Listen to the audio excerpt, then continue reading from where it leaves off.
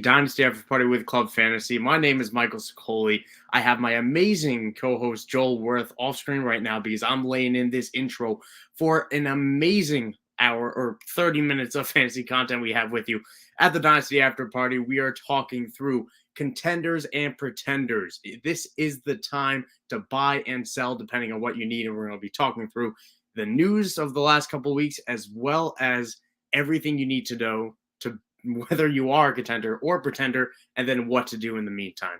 But before we do that, let's roll our intro video for the very first time.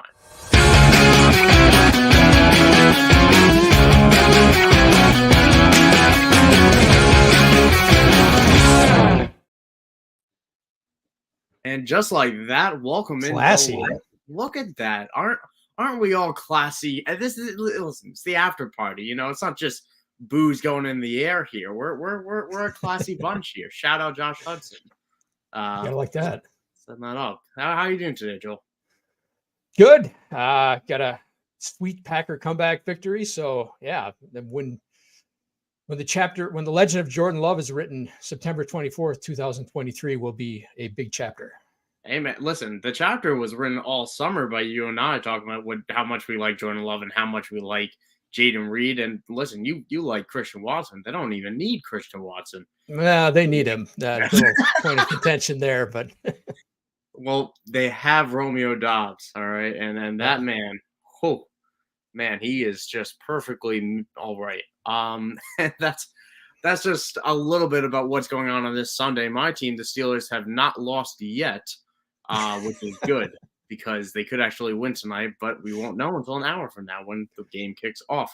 Elixir's in the chat. Good to see you, man. No longer a Ritter fan. Well, man, I'm sorry because he is just not that good of a quarterback. It's not an Arthur Smith issue. It's no other issue other than him being terrible. But anyway, our show today going to be contenders or pretenders, how to know which one you are and what to do afterwards.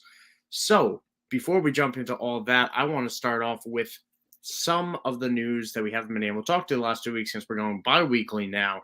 Start with a big one. Nick Chubb on Monday night pretty much snapped his leg in half. Miraculously, only tore his MCL, did not tear the ACL, although it might have been a little bit sprained.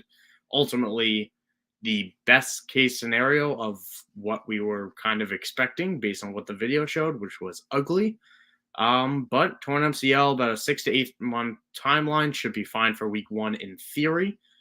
What are you? I know you struck a deal for Nick Chubb, so what's your sense of him in Dynasty right now?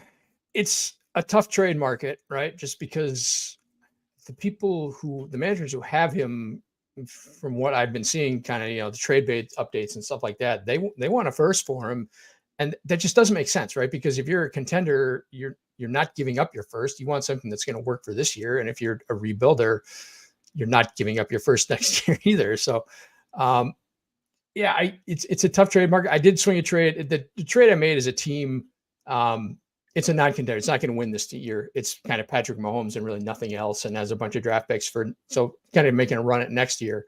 So that's really the only place you can make that kind of trade is basically a non-contender who wants to stash him. And, for a manager who's not necessarily needing to get a first in return. Yeah. And even then, I feel like you almost, I feel like you gave up close to the top end here of this. In terms of, I'm not saying this is a bad deal whatsoever. You traded James Cook to get Nick Chubb in 24-second. I think it's a fine trade in the rebuilding situation you're in. But I'm bringing that up in the sense of, I think this is the peak price for Nick Chubb. You could probably get him for less by overreactive managers, and reasonably so.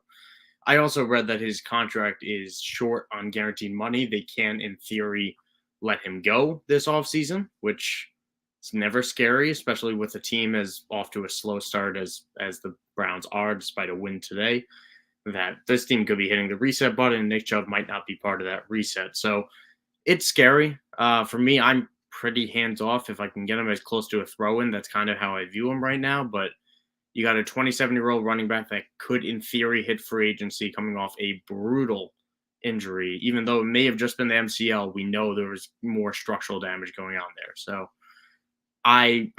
this is the peak about what I would want to give up. I wouldn't I don't think I'd send more than a third for him right now. And I don't know if that's Yeah, I mean, but I gave up James Cook. I'm not a super high on James Cook. I don't think he's a difference sure. maker. Like, he's a good player on a good, good play. He's on a good offense. He's not a difference maker. So he's not someone I'm building around. So I'm fine moving for Yes, sir. And Chubb speaking of and a second. yeah, and on the topic of someone that might not be getting built around anymore, Justin Fields against the whole city of Chicago. And we just concluded up the 4 o'clock slate that saw the Chiefs, I believe, be the first team to finish, and that's because they just were pretty much kneeing the ball from halftime on when they were up, what I think was 34-0 at halftime. It was pretty ugly from the get-go. And this we were going to talk about Justin Fields' struggles before today's game, and doesn't look a lot better. So what listen, Dynasty Outlook, we got to talk about it now. He's shaping up to be replaced right now and not be a starting quarterback next year. So what do we do here? Because a lot of people were counting on Justin Fields. I think everyone going into the season expected Caleb Williams to end up going to the Cardinals, right? If you put the Cardinals and the Bears on a neutral field, the Cardinals would destroy them. 4 or 5 point favorites. They would be easy, heavy favorites. So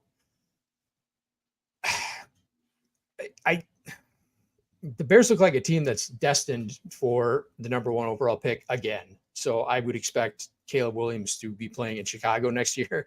The question now, I think, is does this coaching staff survive the season? And B, does Justin Fields survive the season in Chicago? The divorce is coming, right? Did they expedite the timeline? Did they trade him in season? Yeah, because the minute they close up on that number 1 overall pick, Justin Fields' trade value dramatically drops.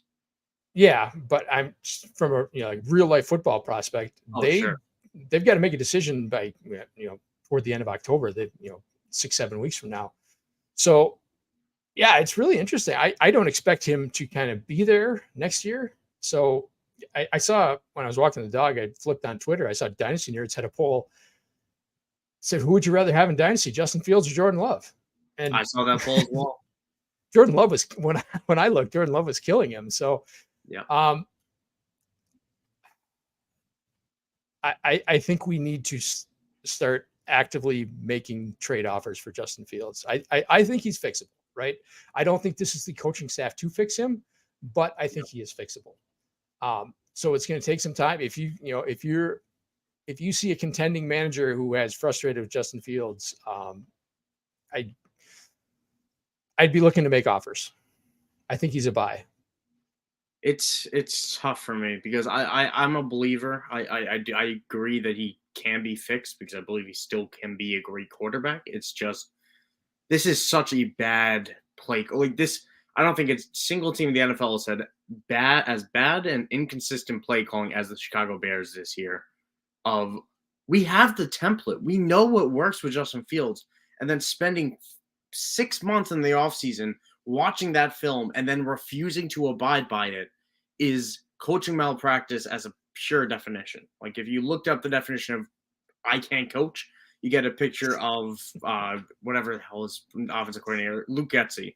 You get Luke Getsy's face just staring at you, beady eyes and all. So I'm frustrated. I don't know. I just don't know the hit rate on guys that need the total change of scenery because that's what he needs. He needs the next coaching staff here. I can't imagine they're going to be rocking with Justin Fields. He needs an organizational change, right? They haven't built around him. They made him their pick. They were lucky to get him at what did they pick him at, like 12, 13, 14, something like that. Yeah, 11. Yeah, they were lucky to get him where they did, and they just they've refused to build around him. They spent a first round pick this year on Darnell Wright, which is offensive line that helps, but they gave away the number 1 overall pick. There's a lot of things they could have done with that. So I don't think DJ Moore was the right fit to kind of bring in to be. You need an alpha. DJ Moore's not an alpha. He's shown that. So yeah, this organization has failed him at every level. Organizationally, coaching wise, it's a mess. The divorce is coming. It's just hopefully it happens soon. See, I'm not going to just throw some shade on DJ Moore right here and now. I'm not going to let you just do that, but I will say I completely agree with you. I'm just pointing my finger in the other direction of they gave $100 million to Tremaine Edmonds and TJ Edwards, and then another 27 to DeMarcus Walker, and then just all these little or these big signings on defense that have not at all yielded anything of note. And gave another 11 million to Yannick Ngakoue or whatever he ended up getting. It's so much spending on defense for the almost indisputably the worst defense in football right now. Maybe the Chargers are worse, but like it's awfully close. I would say actually no, very confidently they are the worst defense in football right now. So again, if we talk any more about the Bears, this becomes a Bears only podcast. We're just going to keep on going into a very interesting and exciting situation. Cam Akers, got himself traded to Minnesota, which honestly, really good spot reuniting with Kevin O'Connell, who was part of that group that brought him in Los Angeles all those many moons ago and many Achilles tear ago. But they traded next to nothing to get him. It was a 2026 7th for a 2026 6th. And then Minnesota getting Cam Akers on top of that. So is this anything of note? We obviously didn't get to see him this weekend. He is inactive, only traded a few days before. Is this going to be fantasy relevant? Is Cam Akers going to be fantasy relevant? I don't know that he's any more fantasy relevant than he was in LA. And obviously Kyron Williams had kind of pushed him to the background. So I don't think so. This is a very pass heavy offense, especially with that defense, which may be in that discussion that you just mentioned with the Bears and Chargers for the worst in the league. So yeah, I don't think this is a very friendly space for him, but I don't think his value changes much from when he was in LA. Yeah, so then let's talk about what's still in LA, because I think that's the biggest thing here. Kyron Williams, now the undisputed starter. I don't like Kyron Williams. I don't think he's particularly that good. I think his athleticism is what has held him back from being anything more than the spot starter, but he is the starter now, and there pretty much is no one behind him. You got Ronnie Rivers, and that's it. So are you excited for what Kyron Williams could do? Are you hands off? Are you trying to sell? What are you thinking about Kyron Williams? I was last year probably one of the biggest Kyron Williams fans you could have found. Okay. Not because I think he's a great player or anything like that, but he's a trustworthy player. He is a guy that coaches are going to like because he does everything well. He catches the ball well. He doesn't fumble. He picks up. He's a good pass protector. He's reliable. He's what coaches want. He's basically a smaller version of Jamal Williams, right? It's the guy that every coach wants to put on the field because they trust him. So I always thought he was going to earn snaps, even though he's a limited athlete. So yeah, I'm excited for him. I think the fact that he's kind of blown past a superior athlete in Cam Akers. I mean, Akers is a better player. Akers is better. Superior athlete, no more with Cam Akers. Well, yeah, okay, fair point. But more talented player. Let's put it that way. And he kind of just blew past him. And obviously, some of that, I don't know, off-field stuff or whatever the issue was, the coaching staff didn't trust him. So, yeah, I'm very excited for Kyron Williams. I don't necessarily think he's someone I want to trust, right? If he's my number 3 running back, that's awesome. That's, he could be a league winner. If he's my number 2 because I lost Saquon Barkley or Austin Eckler or Nick Chubb or Aaron Jones, or I'm waiting for Alvin Kamara to come back, that's a problem. But yeah, if he's a guy who's going to slot in your flex, that's a huge pickup. Alexa's bringing up in the chat as well about Fields, what we were talking about before. Either Fields is gone or the coaches are gone, if not both. And if the coaches are gone, I wouldn't be surprised if Fields leaves soon after. Yeah, Chicago's heading towards a reset and having a top 3 pick in the draft, as well as, do they have 2 firsts this year? I could be wrong. I could be wrong on that. But having the draft chest that they do, they're heading into Carolina's pick. Yeah, exactly. Thank you. Yeah, so they could end up with the first 2 picks in the draft. Yeah, listen, they could as good as Houston looks. Like that Arizona pick isn't going to be the number 2 anymore. So, listen, my dark horse pick, and we're going to learn a lot tonight on Sunday Night Football. about I threw a dark horse pick to be the worst team in football was the Las Vegas Raiders. And if they get trampled or something by the Steelers tonight, then they have a very good chance of being exactly that. I saw you respond to that already in the chat. I'm assuming this is a dynasty question because we are a dynasty show. But should you give up Joe Mixon for Rhamondre? You've already said you much rather have Rhamondre. I'm in agreement, but do you want to say a little bit why? I mean, just from a dynasty aspect, Rhamondre's got some length left. Yeah, I mean, Mixon's probably done after this year. And that team doesn't look very good either, right? Joe Burrow's, that injury seems much more serious than we thought going into the season. So that offense is going to suffer a little bit, and Mixon's going to suffer with it. Mixon's not an efficient player. He's a function of his offense. So, and if that offense struggles at all, he's going to struggle with it. Yeah. This is pure conjecture. I'm not a doctor to bring this up whatsoever, but I really wouldn't be surprised if we saw Joe Burrow be shut down at some point of the season. Like, not for the year, but just put on a 4-week IR stint to get right and make a playoff push. I could see them trying to do that, but avoiding going 0-3 is kind of their next step with the Cincinnati Bengals, and I don't know if he's going to be out there. But we are through the first 16 minutes of the show. Let's jump into contenders and pretenders, how you know which one you are and what to do.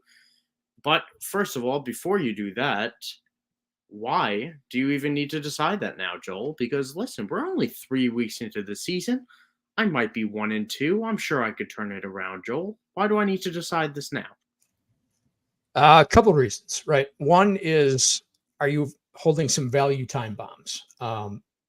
The age risks of guys, kind of going off the cliff. Keenan Allen, Mike Evans, Saquon Barkley, those kind of guys. Joe Mixon, who we just talked about. If you're holding those guys and they get injured, like those guys are basically year-to-year propositions. If they get injured, they lose all their value. So if you're someone who's looking at your team and saying, okay, I don't know if I should go for it or if I should kind of sell out right now. If you're heavy on those kind of players,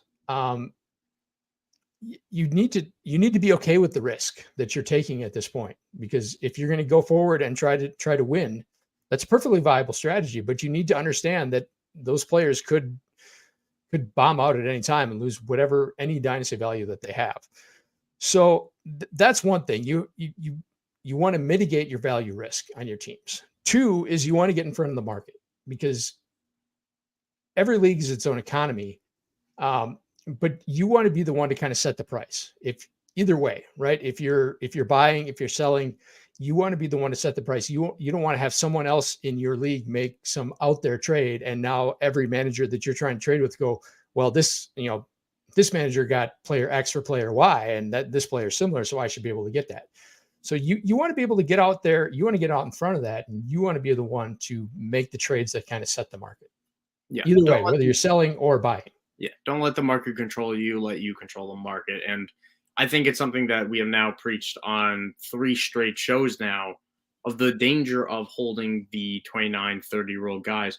Listen, Mike Evans has been on a tangent, but if he hurt his ankle, akin to Austin Eckler, a lot harder to move him. And the reason why I we're going to talk about Austin Eckler trade I did later in a similar situation to this segment, but there are players that I got better offers for in August, but because they're missing time right now, you lost out. And that's because I held for a couple of weeks. And if you hold a little bit longer, it only increases that risk. And also, the first person and the first 3 people to decide, I need to tear down in your league, you get the first jump at the market. Once at some point, the majority of picks are going to be on rebuilding teams, if not already. And then it becomes so much harder to get the assets you need to rebuild because other people have already done it. Those transactions are made, and you're just too late to the party. You're stuck with a middling team. You're picking middle of the draft, and nobody's happy with that. So this is really a very good time from that week 3 to 5 at the latest, but really week 3 to 4 to buy a few pieces cheap and also sell everything you can at the peak of your value. But that's easier said than done because we have emotion attached to this, Joel. And really, if you're a contender, you're not selling away, you're buying. But how do you know you are a contender? So that's the question I'm going to bring up here is, are you a contender? What, we're through 3 weeks of the season. Maybe you're 3-0, maybe you're 1-2, and you could still be a contender. So what makes up a contender in your eyes? So the first question you have to ask yourself is a two-part question: is can I make the playoffs, and can I then win either 2 weeks in a row or 3 weeks in a row? Do I have the high-level assets that can get me through that kind of gauntlet against the best teams in the league? So if you are, then if you can answer honestly, look at your team and answer yes, I should make the playoffs, and yes, I do have those some of those high-level assets that can get me through that kind of playoff minefield. Then you are a contender, right? So that's kind of the way you need to look at your team in the abstract at any given time.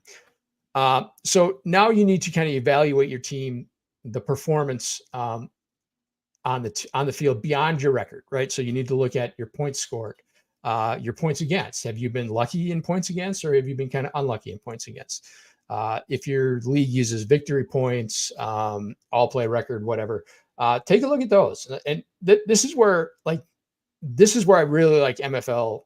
One of the many reasons I like MFL more than Sleeper is I can go to that page on MFL, the power rankings, and I can see my all play record. I can see, how my team kind of stacks up against the rest of the league.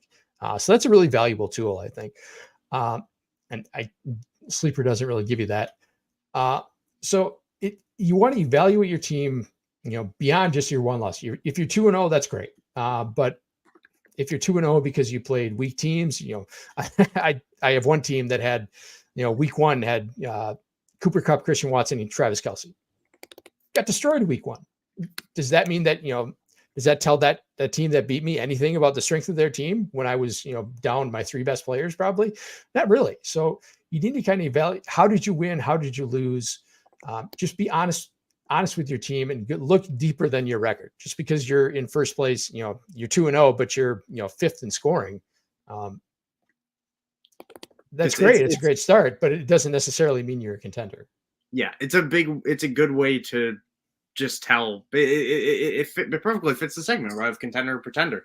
And you could be off to a great start, but it doesn't mean you're a contender. It could mean you're a pretender. So to provide something that's actually valuable here, it's a very tough thing, because when you're buying in, that doesn't mean buy everything. And that's really what I want to get across here is, are you a contender? Joel just address everything you need to know whether you're not, right? And that's all incredibly important. I'm going to attack the other side now of, let's say you are a contender. Who do you want to buy? Well, that doesn't mean you just go out and buy a 29-year-old receiver because that's a contender's piece and you buy like that. That doesn't work like that. Sometimes it means you're willing to pull together 2 firsts and something else valuable. 2 firsts, Quentin Johnson, who's obviously not off to a great start, and move him to try to get a huge piece like a Bijan Robinson, or I was going to say Garrett Wilson. Now he's not useful. And Amon-Ra St. Brown. Something like sometimes contenders don't just mean you buy the old but tried and true. It means you're willing to spend the splash points to get the piece that's still going to last you many years to come. And the other piece of advice I like to give is, just because you're a contender doesn't mean you have to buy running backs if you need running backs. Obviously, running backs are the biggest turnover point of Dynasty fantasy football. We talk about it every time about trying to cash in on those guys. And while you need them to win your championship, you can still buy cheap guys. Zach Moss. You could buy guys like Zach Moss will still exist in week 12. Raheem Mostert is a very cheap guy that's, going, is performing as a top 5 running back right now. Something insane. And after this top 5 running back today. After this week. For the season, yeah. After this week, honestly, he's probably his price might get out of control even in Dynasty. But even then, there's going to be guys later in the year. Raheem Mostert, if he goes down for an injury and misses 3 weeks, misses weeks 8 to 11, you can buy him for a late third in week 12, right? You can buy him for a third off a pretender, right? Or off someone who's rebuilding. And all of a sudden, that piece that was meaningless to them, they get a pick and you get a running back. So you don't have to fix every problem here in week 3. but you can start making the moves to decide whether you are a contender and firmly establish yourself as such. Now, like Raheem Mostert is a perfect example of what we should be looking at, right? Because if you have him, you're probably in really good shape. But if you're relying on him, you may be in trouble, right? He's never gone through a season healthy. So is this the year he's going to stay healthy? Do you trust this to continue? If you're getting by, if you're in first place, you're 2-0 and you're leading in points, and it's all because, or 3-0 after this week, and it's all because of Raheem Mostert, that may not be sustainable. So these are the decisions you have to make as a manager. Yeah. And the other thing to look through as well, you could still be contender off to a slow start, because what's coming up soon, like Joel said about you could have had a rough schedule. Maybe you were going against Mostert in the first week, and then you got traded to the team you played against in week 2, and then you got traded to the team you played against in week 3. And maybe you just got really unlucky. But true contending teams are going to be challenged in the coming weeks when bye weeks start, when those injuries aren't the only absence you have to worry about. And then all of a sudden, if you're looking to your bench right now and I'm like, holy crap, the only other running back I have is Zach Charbonnet, which I do have in one league, doesn't feel great. It's not good. You might not be a real contender, and I'm not in that league. And that's an issue. But you look at today's top performers according to Sleeper right now, of a notification they just pushed out. Keenan Allen was number 2 on that list. Raheem Mostert, number 3 on that list. Adam Thielen, number 6 on that list. And that's kind of an Andy Dalton effect there. But a lot of players that are older in value and not really valued in Dynasty will still provide you sustainable weeks for dirt cheap. So contending doesn't mean you have to send everything, and it doesn't mean you have to send very little. It's many different ways you can go about it just based on how confident you should be in your team. And if anybody has any questions about how to know which one you are, feel free to shoot them in the chat and we'll try to help out. And Elixir's bringing up as well, it's crazy that 2 running backs from the same team can be the number 1 overall fantasy score and the number 2 overall fantasy score in the same week, which in some formats they are exactly that, and in all formats they are RB1 and RB2. So it is nuts. It had to be like a record for most fantasy points by someone who had like less than 2 career fantasy points previous. He had over 200 rushing yards. Like, it wasn't just crazy touchdowns. Like, Mostert was a little bit just the touchdown. Like 4 touchdowns, like 10 carries, like something, whatever, nuts. But A-Chain, oh my goodness. And now I can't wait for Jeff Wilson to be thrown into this muck, and all of a sudden it's just, I don't know, Jeff Wilson takes 18 carries for 30 yards or something. My manager rankings are going to be just atrocious this week because I have A-Chain in a lot of places and he wasn't starting in very many. I was that way with Puka in the last couple of weeks in some leagues at least. So yeah, definitely feel that. But let's get to the other side of it. We talked about whether you are a contender and what to do. Let's say you're a pretender. How do you know you're a pretender and what should you do with it? Joel, are you a pretender? I don't know. I don't even know what that really means. But what's your best advice you can give to a team that is kind of in that middle area right now? So one thing I want to talk about is the difference between being injury lucky and kind of injury unlucky. Now, if you had Saquon Barkley, Jamal Williams, guys who had been were playing in the game and then got hurt, that's unlucky. They cost you points, cost you games eventually. That's unlucky. If you have a bad record because you're relying on Cooper Kupp, Christian Watson, Jonathan Taylor, guys who haven't played, that's a bad roster. Your roster was not built to kind of, absorb those losses. So you need to evaluate. There's different kinds of injuries. There's different injury statuses. Just because, a guy has missed 4 weeks doesn't necessarily mean that's bad luck. Those are things that are going to happen. So if you weren't equipped to survive, that's because you have a bad roster. If like I had a lot of leagues that were relying on Jamal Williams on Monday night, and then he goes out and gets hurt in the first quarter. That's bad luck. Nick Chubb getting hurt after having 64 yards in the first half. That's bad luck.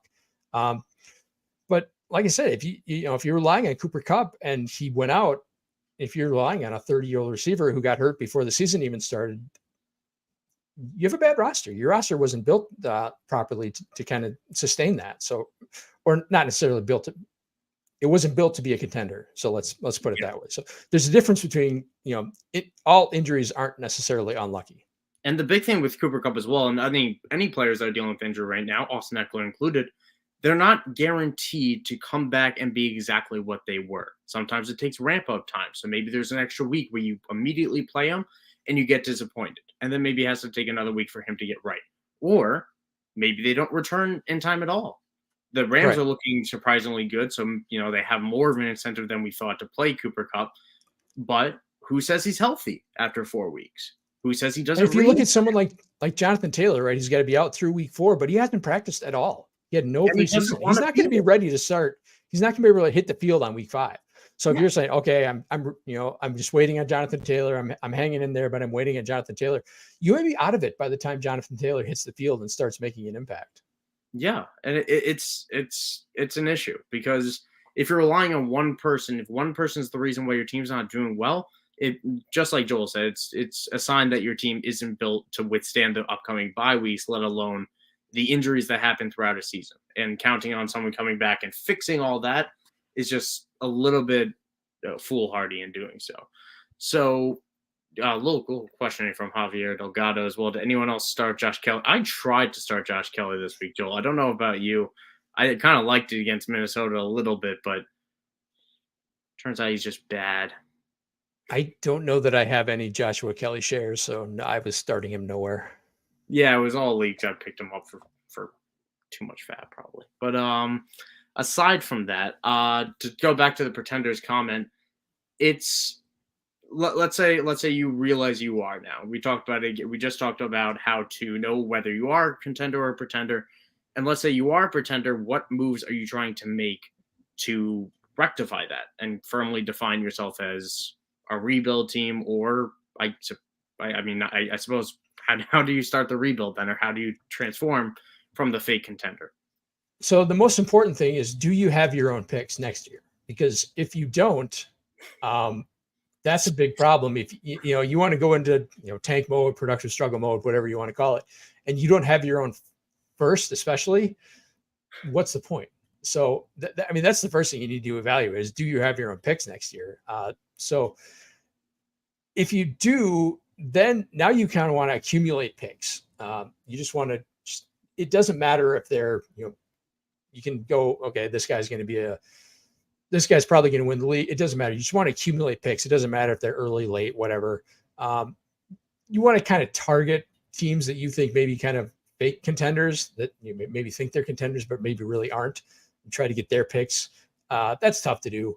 So you just want to accumulate value, accumulate picks, and you want to rid yourself of points so you can get to the bottom of the standings, because most leagues at this point kind of don't necessarily just use worst record. They're using fewest victory points, whatever, fewest points, whatever. So get points off your team, get rid of those value time bombs that we talked about. The Keenan Allens, the Mike Evans, Saquon Barkley, I would try to get rid of any running back who's, not Bijan Robinson, basically. Just get him off your team. That's the proper way to tank, is get those points off your team, get them somewhere else, get some value for them. It doesn't necessarily have to be draft picks, right? It can be young players.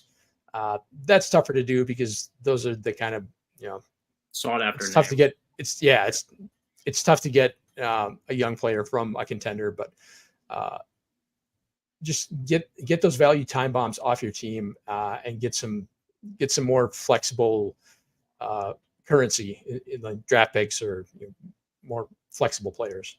And this segment is a perfect time to bring up why it's a bad idea to trade your first multiple years away, because you have no idea. You could go into a season thinking you're a contender, and turns out 3 weeks in, things aren't going as you planned. Maybe you got unlucky to an extent, but you're ultimately a pretender. And if you traded your 2020, for your 2025 first, it's hard to get those back. And I'm talking from experience in a league that I just had to pay the piper. And I'll bring it up right now because it's relevant to the topic we're talking about right now. So let me pull up the trade I did to get my first back. in 10-team Superflex PPR, I traded Austin Eckler, Darren Waller, and Quinn Johnston essentially to just get my own first back in a Superflex. Now, I am curious on your takes here, but again, this is the price I had to pay to get my first back. So my tanking, my basically involuntary tanking, because my team is terrible, this is an orphan I took over. I didn't do this myself. It is. Yeah, orphan I took over. And this is the price I had to pay to get my first back. And I had options to get later picks and break these type of guys up a little bit in trade, but I was very determined to get a top pick. And the only way to do that was paying the piper as early as September. So what are your thoughts on I guess even overpaying to try to get your pick back? Yeah, that's the real point, is if you don't have your pick, you're going to have to overpay. Like, the other manager who owns your pick should, by all rights, hold out for a huge package. This is a pretty significant package. So yeah, that you have to expect, if you do not own your own first, that you're going to have to overpay, and probably overpay significantly. You're going to have to give up multiple assets like this to get that first back. Yeah, it's never fun, and that's the situation you're put in if you start trading those picks away. This roster I took over doesn't have a 2025 first either, Joel. I'm already bugging. That's why like the vast majority of my teams are on MFL, where you usually can't in most leagues trade more than a year out. I will never trade more than a year out my first. I don't either. I don't do it. It just doesn't, and it never ends well. It never ends well. There are plenty of leagues right now, and any of you listeners can relate as well, where you're looking at your roster and like, I'm winning for years to come. I can manage my team better than the other people in my league even. But fantasy has a funny way of eventually smiting you down, and maybe you just age out. Maybe the quarterback for your receiver ages out. Maybe he goes out on the first 4 plays of the game and tears his Achilles, and all of a sudden your Garrett Wilson picks are all over, Joel, before it even could begin.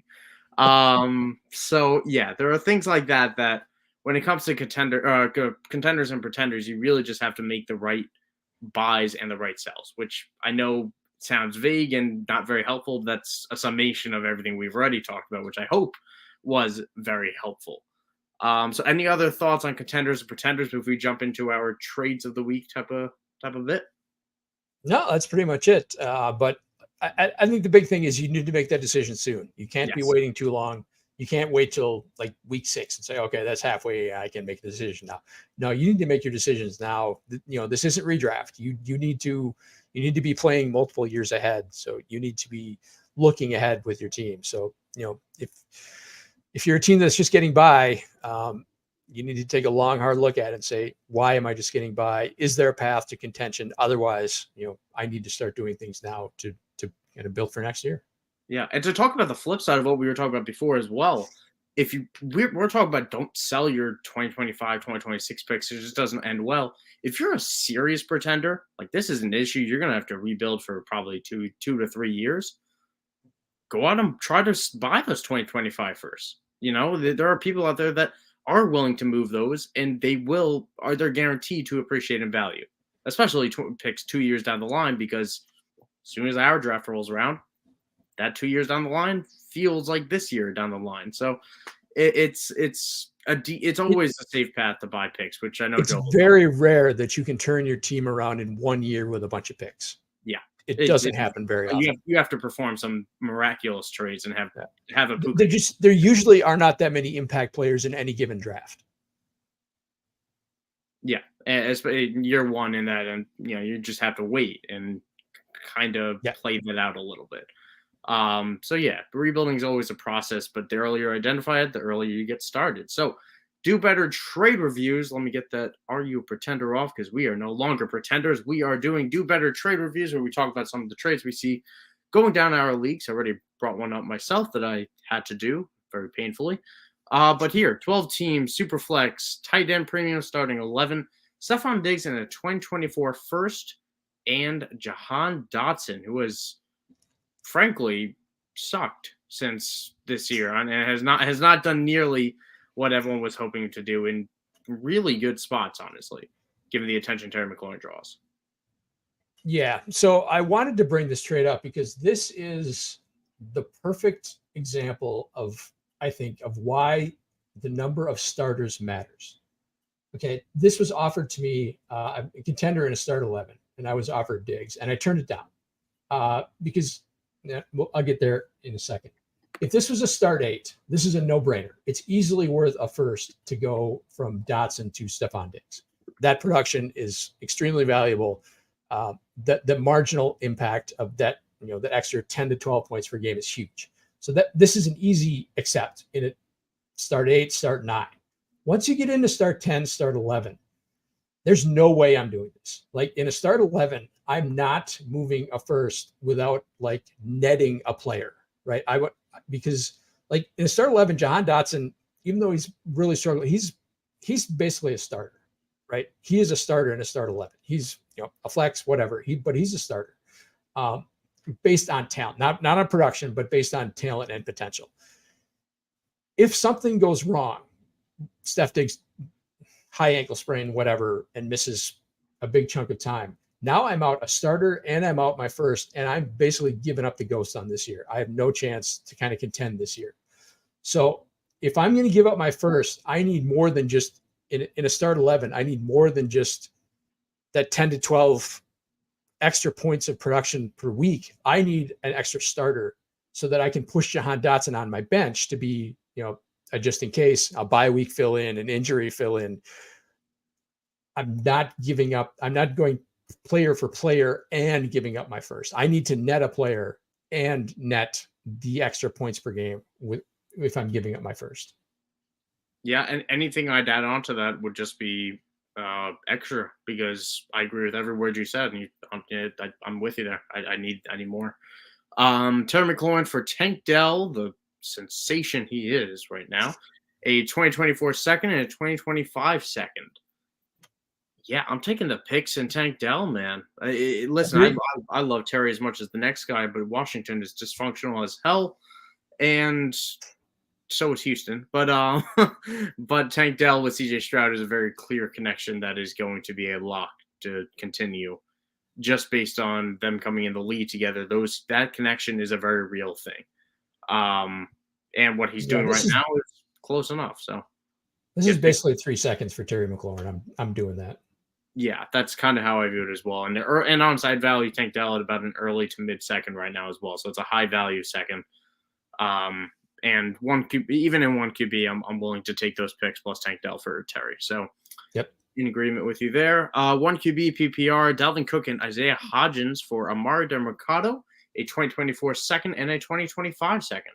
This is a trade I pulled off last week, and I'm curious about your thoughts on it. I was thrilled at the time, and a week later, I feel a lot better too. I don't care about Isaiah Hodgins. I don't know who Amari Mercado is. He was the backup running back at TCU, I think. Yeah, that's true. And now he's drafted in Arizona. Yeah. So, yeah. This is 2 seconds for Dalvin Cook. If I can get 2 seconds for Dalvin Cook, I'm doing it. That was pretty much my reasoning as well. And again, another example of someone that, and a perfect example, right? Someone I was able to get 2 seconds for last week. You cannot get 2 seconds for Dalvin Cook this week because he looks just terrible, and he looks dust, and the Jets look dust. And again, this trade was done after the Aaron Rodgers injury. So still something that was able to be done, and still something I should look at as well. Well played. Here, a couple more here as we round out today's show. AJ Brown and Evan Ingram for CJ Stroud and Dallas Goedert. I didn't catch the settings on this that I believe you put in, but this is a 12-team start 10. Super flex. Ooh. Yeah. So I gave up. I'm buying the CJ Stroud Kool-Aid. This is a team that needed a quarterback. I'm willing to, at this point, I'm willing to give up AJ Brown for CJ Stroud. I believe in CJ Stroud. I think he's going to be a very good player. I like Dallas Goedert much better than Evan Ingram. That's probably a coin flip, but personal preference, I much prefer Dallas Goedert. I think he has much more trade value too. For a team that needs a quarterback, I'm willing to take the leap on CJ Stroud.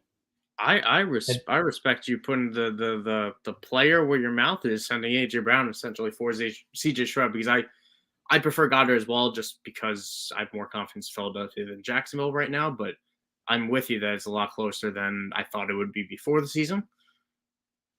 And I'm also drinking the Kool-Aid, man. I'm fine with you paying this, especially if you need the quarterback, because this is the price you need to pay for a rookie quarterback that's slinging the ball 52 times a game and ultimately looks far more good doing it than bad. So it's the offensive rookie of the year race is going to be fascinating this year. I really think it is, because we're 3 weeks in, and I don't think anyone's a front runner right now. The initial offer was AJ Brown and Ingram for that manager has Anthony Richardson as well. So that was the initial offer that got shot down. So I was willing to go down this route. I think he's worth the price you have to. If you would go back to draft time and say, is AJ Brown worth the 103? Maybe not. If you know that 103 is going to look good after 2-3 weeks, yeah, there definitely is. So yeah, if you need a quarterback in a super flex, I think CJ Stroud has shown enough. I think that team has shown enough that he's in play to be, kind of ranked in that top 12, top 15 of the quarterbacks. Yeah, I'm with you there, and it's the price you got to pay for quarterback in Superflex, supposed to be young ones. Now we're going to jump into a pair of trades that we've each chosen for this week that are just bad. Don't send these offers to people. And Joel, you haven't seen mine because I'm keeping this a surprise for you to see, because it's also from a friend of ours. But the one that you put in here, 12-team, 1 quarterback, starting 8, Ezekiel Elliott and Zach Ertz for Drake London. People. Yeah, this is 2 piles of dust for a second-year receiver. And obviously Atlanta's got issues. Desmond Ridder is not all that. Arthur Smith's play calling is still a fantasy kind of landmine, but there's no way I'm giving up Drake London for 2 guys who are going to be out of the league probably by this time next year. A strong tight end 1 right now. Great. Sure. This is a non-tight end premium. I don't care. Well, that makes the difference. Now, the one I got out here was, and I'll name drop him, all right? And with this offer, he deserves to be name dropped. At the Fantasy 5, Ryan Weiss. Oh. You want to see what he sent me here? His justification was that the player I had, Anthony Richardson, was on the trade block. I left him on the trade block. He offered me Kenny Pickett, Chigo Okonkwo, and 2 2024 thirds for Anthony Richardson. Is he trying to dig into your Steelers fandom and hope they trade Kenny Pickett with this deal? I responded. I said, listen, Ryan, I need an explanation here. What happened, man? And he said, Anthony Richardson. Did you forget to add a first? He said Richardson was on the trade block. So shooters shoot. To which I replied that this is basically like Shaq shooting a 3 because it's absolutely ridiculous. But listen, Ryan, love you, man. But this was a no-go from the start. But that is the Dynasty After Party for us today here on Sunday, the 24th of Week 3. Thank you, everyone, for tuning in. Thank you for the comments throughout the stream. And be sure to follow Club Fantasy FFL on Twitter, on YouTube, where all the content, all the amazing shows come out. Again, at Club Fantasy FFL. Joel, you want to do your little do an outro for yourself here? Good luck to your Steelers tonight. I need them to win this, man. I like them. I think they come through. I do too. Yeah, we'll see you guys. Looking forward to the next show in a couple of weeks, and have a good couple weeks of football. Absolutely, and I'll second that. Again, you can follow Joel at the Joel Wirth, and you can follow myself at Michael__Sicoli. And until Week 5, we'll be back in 2 weeks again, doing this bi-weekly. That Sunday of Week 5, we will return to bring you guys more Dynasty content, more fantasy football, and all the good stuff that you could possibly want. So, for myself and for Joel, this was the Dynasty After Party. And remember, oh my God. Remember, Dynasty is like a disco ball, keeps on spinning year round. So, join the club. Every 2 weeks now, we're going bi-weekly, like I said, Sundays, 7:30 Eastern, right here with Club Fantasy. Have a good night. Good luck with the rest of your Week 3 and with Week 4. Have a good one.